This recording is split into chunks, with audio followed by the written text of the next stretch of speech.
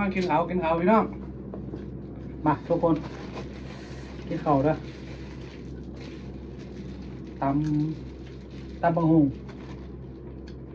กับลาบหมูใช่ไหม ลาบหมูซุปเนาะ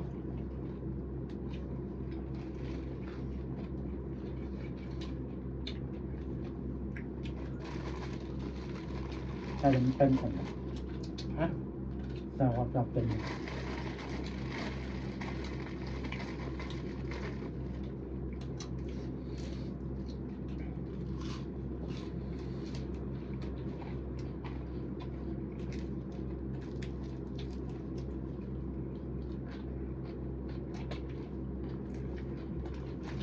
ครับ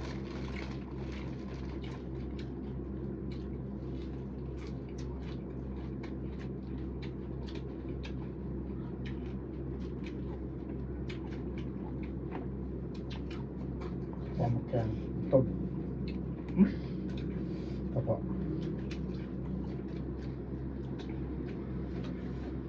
บอกคือเรามึง2 มื้อเนี่ยพอแล้ว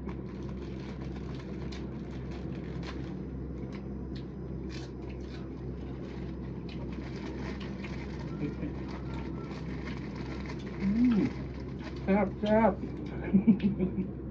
ดีด้วยกัน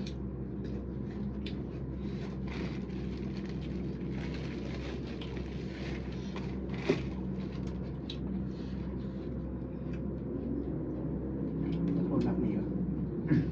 รักกันเนาะ ซาซิบิ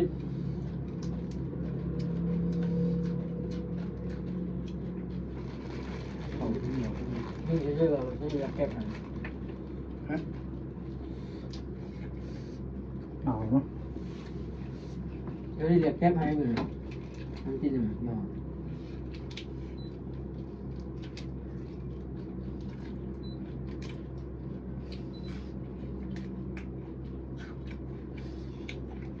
ครับ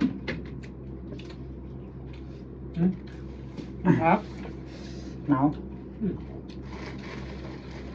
บางเจ้ามาเรื่องงานมาแมลงนี่ปลาตัวปลาเต่าอบ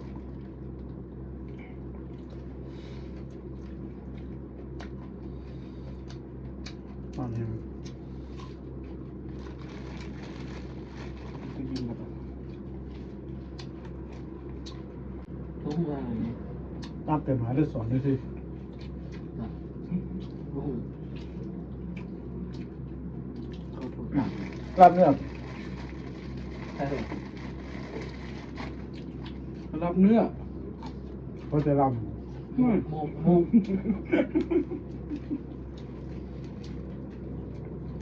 รับหมูมันไม่แซ่บเปรี้ยว ใช่ทุกอย่าง แค่ผ่าตัดด้วยเขาแรงเหรอครึ่งหนึ่งเหรอ ห้ามบอก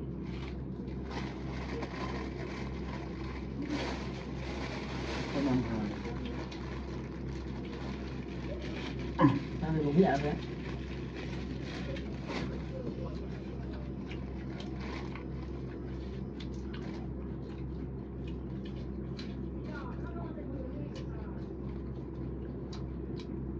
อันนี้ร้านเสื้อเนาะร้านเสื้อไม่เล่นน้ำ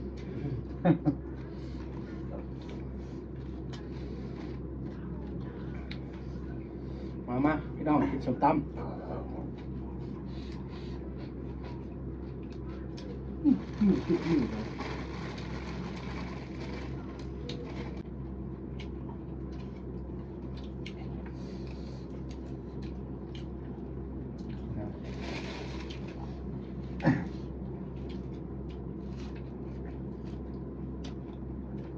ที่ร้านได้คืออย่าง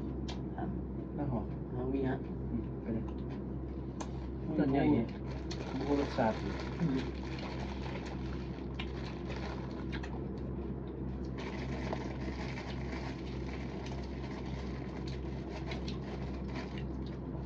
ซิโก้ ปูนา โอเค็ม ปูนาคาเค ขาวมันโอเค ปีที่ข้าว